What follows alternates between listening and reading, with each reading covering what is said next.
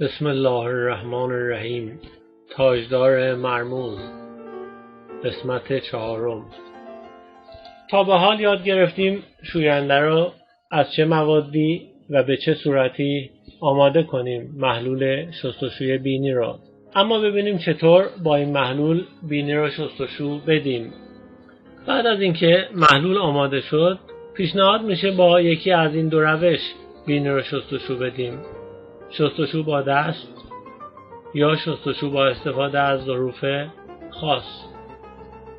دو روش دیگر در ویدئوی 3 برای شستشوی بینی گفته شد: استفاده از سرنگ و افشانه.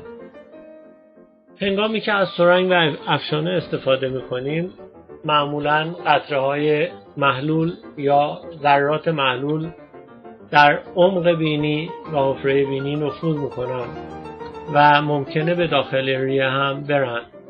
بنابراین من استفاده از سرنگ و افشانه را برای شستشوی حفره بینی با محلول شوینده توصیه نمی کنم.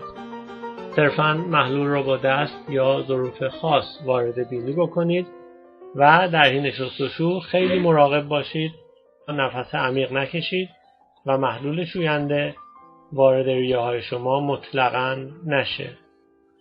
برای شستشوی بینی با دست، محلول شوینده را در داخل دستتون می‌ریزید و اون را زیر بینی می‌گیرید و به داخل بینی می‌کشید. چند بار این کار رو می‌کنید و پس از هر بار پر کردن بینی اون را خالی می‌کنید. برای شستشو با استفاده از ظروف خاص، ظرف مورد نظر رو پر می‌کنیم از محلول شستشوی بینی. ظرف هامون میتونن بطری های مخصوص باشن، قوری های مخصوص شستشوی بینی یا بطری های معمولی که درب اونها سوراخ شده و کلاه مناسبی برای هدایت آب به داخل بینی رو داره. محلول رو از یک سوراخ وارد و از سوراخ دیگه خارج میکنیم. در حین شستشوی بینی با استفاده از محلول شوینده بعضی نکات را باید خیلی دقت کنیم. به هیچ وجه نباید محلول شوینده حتی در حد قطره ها و پودر وارد ریه یا معده ما بشه. به کلی مضر هست. از محلول شوینده فقط برای شستشوی بینی خودتون استفاده کنید. از محلول شوینده برای شستشوی بینی دیگران، چه افراد بیمار که قادر به شستشو نیستند یا بزرگسال یا خردسال، استفاده نکنید. ممکنه محلول شوینده به داخل معده یا ریه اونها بره. ولی اگر خیلی مطمئن هستید که با روشی که شستشو میدید شوینده به داخل ریه نفوذ نمیکنه، با احتیاط زیاد میتونید از این استفاده کنید. علاوه بر استفاده از مایع شستشو، ما میتونیم از کف شوینده استفاده کنیم برای شستشوی بینی. برای آماده کردن کف شوینده بینی ترجیح داره از مواد شوینده مخصوص یا مناسب استفاده کنیم. شامپوهایی که در آینده ساخته خواهند شد یا شامپو بچه یا صابون خوراکی. اگر این مواد وجود نداشت، میتونیم از مواد شوینده نسبتاً مناسب هم استفاده کنیم. یادمون باشه قابلیت تولید کف همه شوینده ها یکسان نیست. معمولاً البته صابون ها میزان کف کمتری به وجود میارن و همینطور شوینده های مختلف میزان تولید کفشون با هم تفاوت میکنه. برای تهیه کف مناسب 2 تا 10 قاشق غذاخوری، یعنی حدود 20 تا 100 cc از مایع شوینده مورد نظر رو باید در 1 لیتر آب بریزیم در داخل ظرفی که مخصوص ساخت کف هست. اون ظرف رو خیلی آروم حرکت میدیم تا یک محلول یک نواخت ساخته بشه. میزان مناسب ماده شوینده و غلظت مناسب بستگی به کیفیت ماده شوینده و حساسیت بدن شما داره.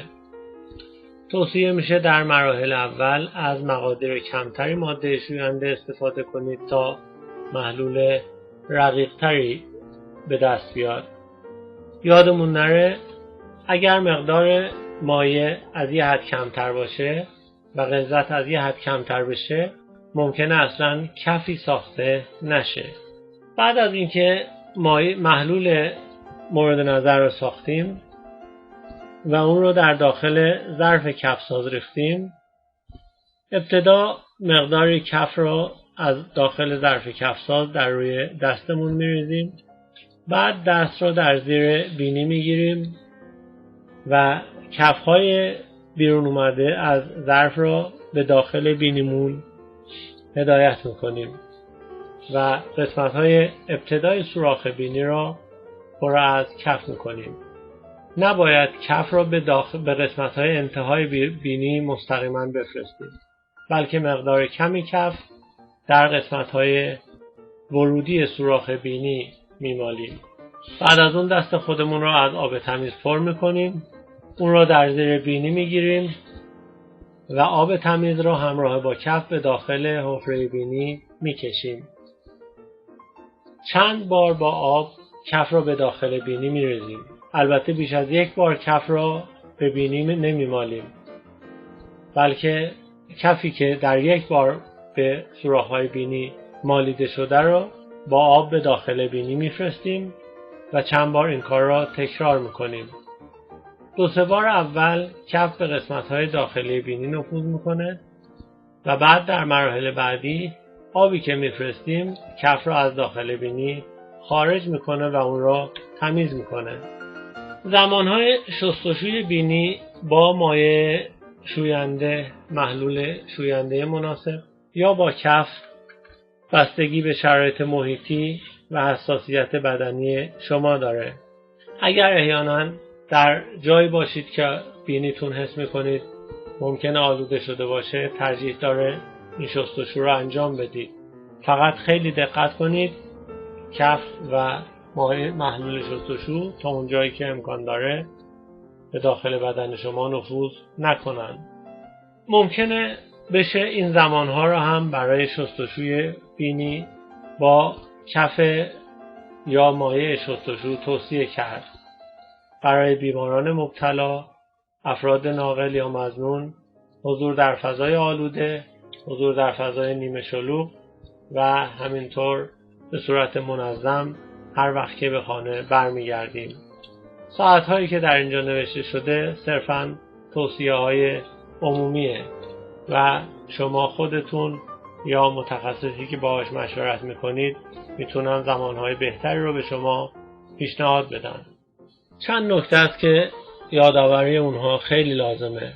رعایت دستورالعمل‌های مختلفی که توسط سازمان‌ها و مؤسسات توصیه میشه باید جدی گرفته بشه، خصوصاً ماسک زدن.